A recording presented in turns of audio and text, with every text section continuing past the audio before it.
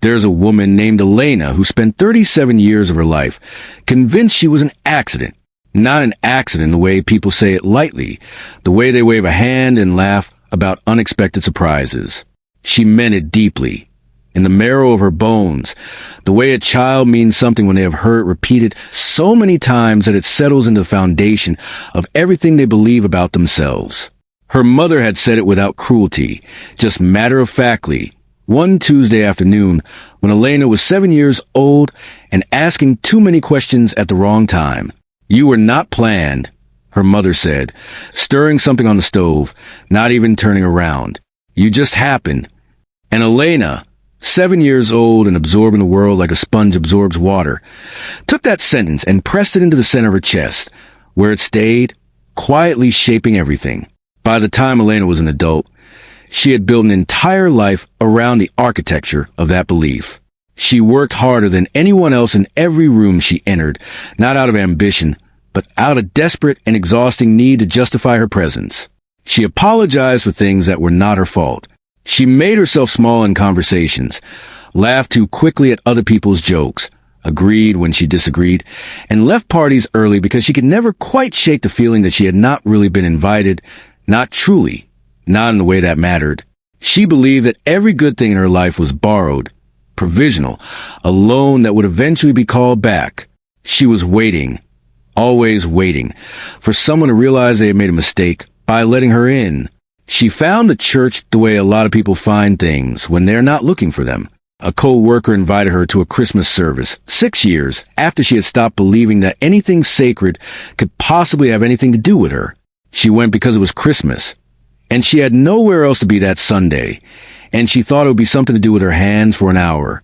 She sat in the back row, arms crossed, watching people sing with their eyes closed and wondering what they felt that she did not.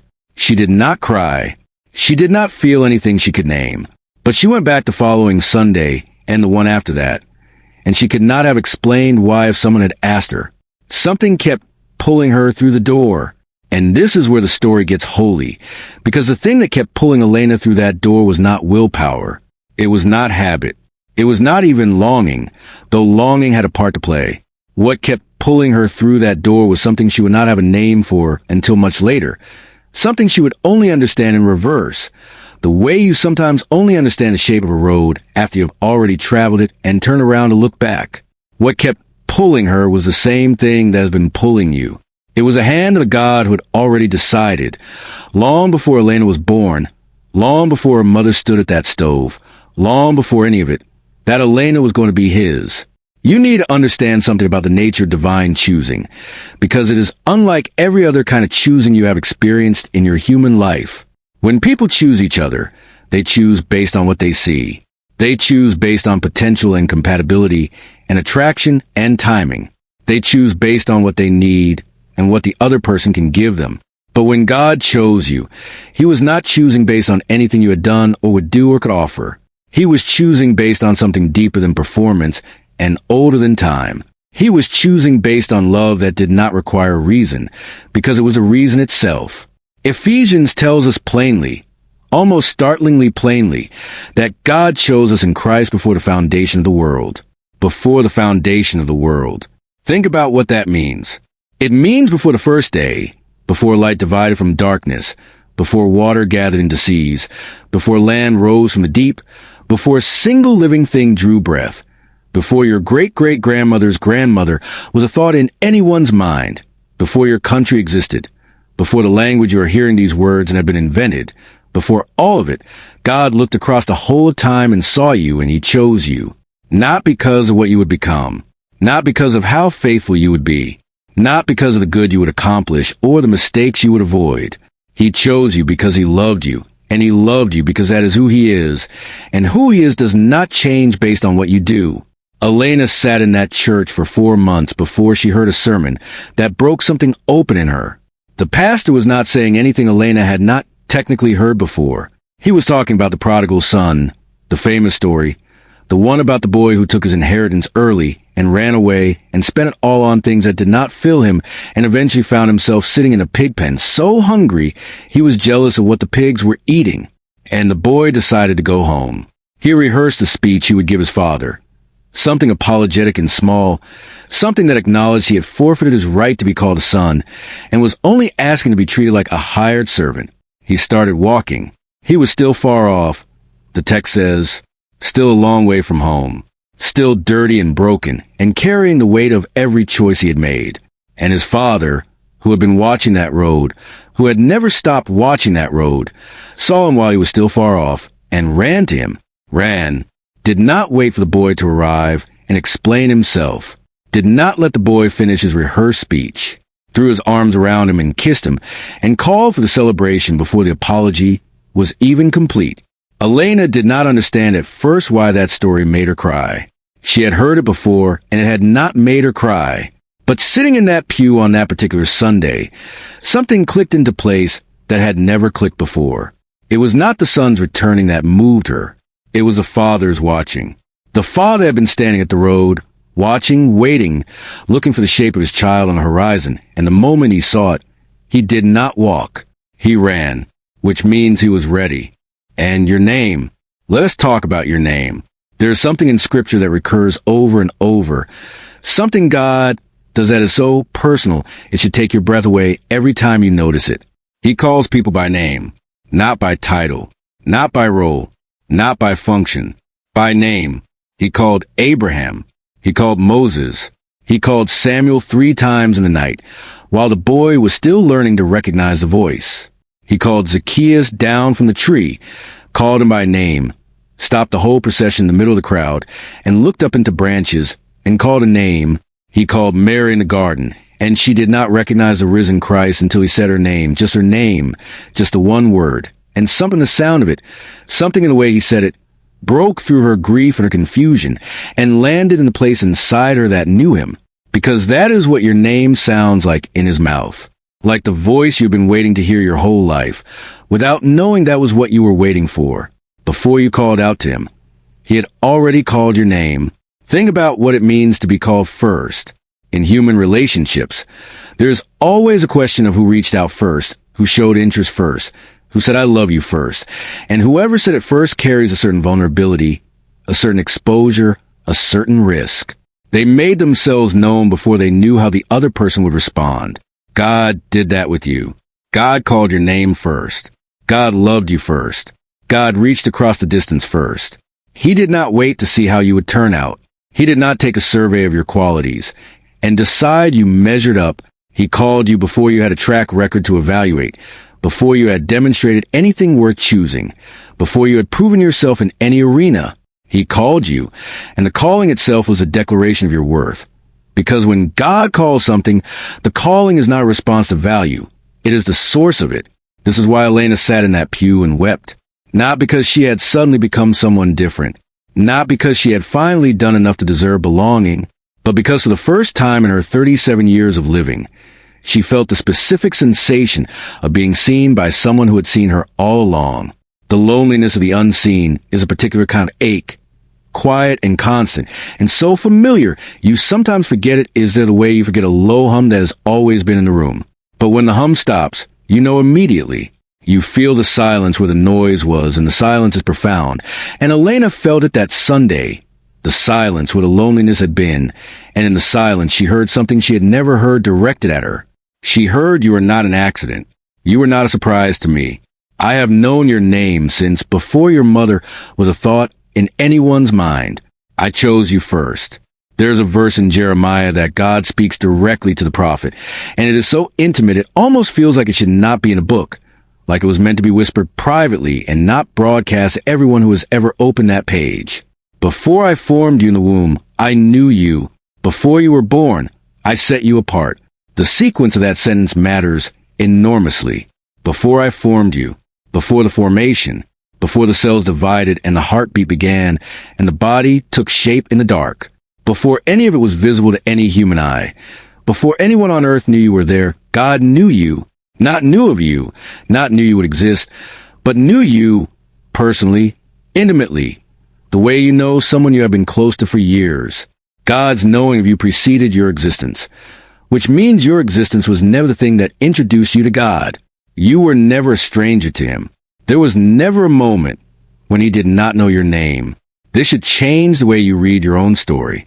If you have spent any portion of your life feeling like you arrived uninvited, like your presence was tolerated rather than celebrated, like you have always been one mistake away from being shown the door, then you've been reading your story with the wrong information at the center. The truth at the center is not your worthiness or your performance or your track record.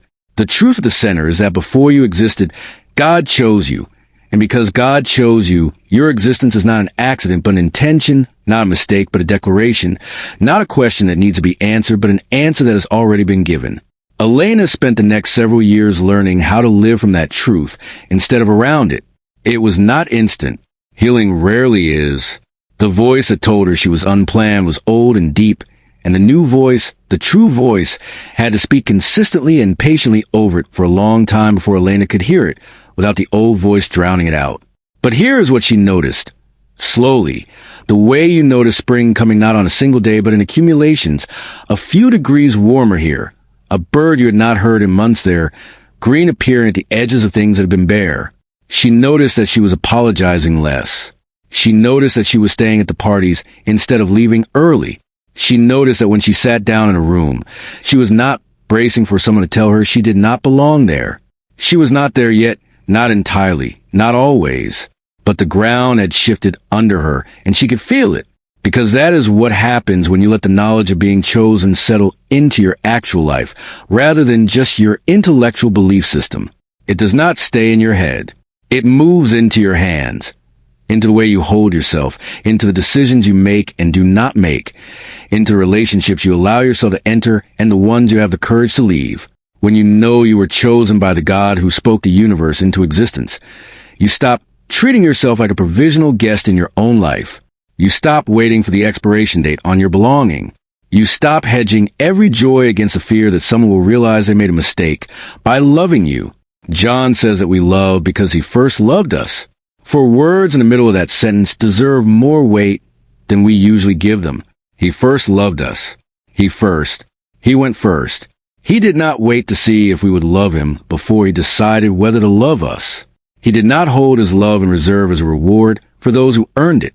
He opened his hands first. He said, "I love you" first. Elena told her story in a small group one Wednesday evening. About a year after that Sunday sermon broke her open, she told it simply. The way people tell things when they have been carrying them for so long that the telling is partly just putting it down. She talked about her mother at the stove. She talked about the 37 years of feeling borrowed.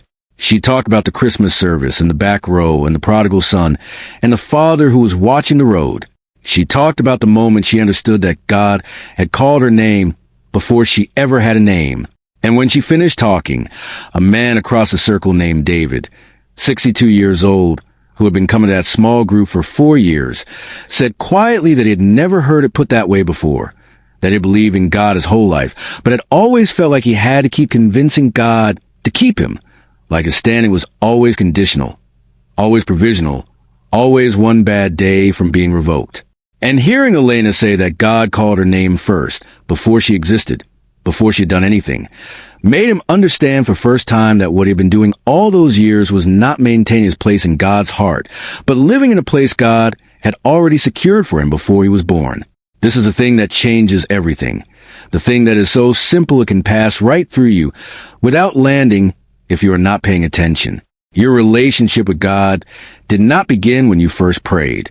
It did not begin when you first walked into a church or opened a Bible or heard a sermon that made something click. Your relationship with God began before the foundation of the world, when he chose you, when he called your name into the fabric of time before time had begun to unroll. What you experienced when you first reached toward him was not the beginning of something new. It was a recognition of something ancient. It was coming home to a house that was built for you before you were born, returning to a love that had been waiting for you the whole time you were looking for it in other places. The prodigal son did not know his father was watching the road. He was too far away and too ashamed and too busy rehearsing his inadequate speech to imagine that his father had never once stopped looking for him. But the father knew. The father had been watching every day. And the reunion, when it came, felt to the son like a surprise, felt like grace he had not expected. But it was not a surprise to the father at all. The father had always known the son was coming home. The Father had already prepared for it. The celebration was not improvised. The robe and the ring and the feast were not thrown together in the moment of arrival. The Father had been ready. The Father had always been ready. God has always been ready for you. He has always known you were coming. He has always had your name on his lips and your face in his mind. And when you finally turned toward him, when you finally took that first stumbling step in his direction, it was not you introducing yourself to someone who did not yet know you. It was you recognizing someone who had known you before you knew yourself. It was the moment the son caught sight of his father running toward him down the road and understood, in a way understanding sometimes comes like a flood rather than a trickle, that he had never actually been lost to someone who had never stopped looking for him. You were never lost to God. You were found before you were ever misplaced. You were chosen before the choosing was something you were aware needed to happen. And in every season of your life, when you felt forgotten, when you felt invisible, when you felt like an afterthought in your own story, God was standing at the end of the road, watching for you, ready to run the moment you turned his way. Elena is different now, not in the superficial ways, not in the ways you can necessarily see just by looking at her. She still has hard days. She still hears the old voice sometimes, the one that says you are an accident. You just happened. Nobody planned for you to be here. But now she has something she did not have for the first 37 years. She has a counter voice, a truer voice, the voice that spoke light into darkness and called a name across eternity. And it says to her, clearly, unmistakably, before your mother stood at that stove, before you were 7 years old and absorbing the wrong things, before any of it, I knew you. I chose you. I called your name. You are not an accident. You are mine on purpose. And that is the voice that is speaking to you right now, through these words, across whatever distance exists between you and the moment you were decided upon. That voice is telling you that you did not stumble into God's attention by chance. You did not earn your way into his heart through behavior or belief or effort or consistency. He chose you because he is a God who chooses, who initiates, who loves first, who calls names before the people carrying those names have learned to speak them. He is the Father standing at the end of the road. He is the shepherd who left the 99 to find the one. He is the woman who swept every corner of the house until she found the coin that was lost. He is relentless in his search for you, and he does not search for things he does not value, and he does not call names he does not mean to keep. You are meant to be kept. You are meant to be held. You are meant to belong to the one who chose you before the beginning of everything, whose love for you predates your existence, whose knowledge of your name goes back further than any memory you can access. You did not find him by accident. You did not wander into his presence by chance. He drew you. He called you. He ran toward you while you were still far off. He was watching the road, and he had been saying your name quietly and continuously since before the world was made, waiting for the moment when you'll be still enough, ready enough, desperate enough, or simply lucky enough to finally hear it. You heard it. That is why you are here.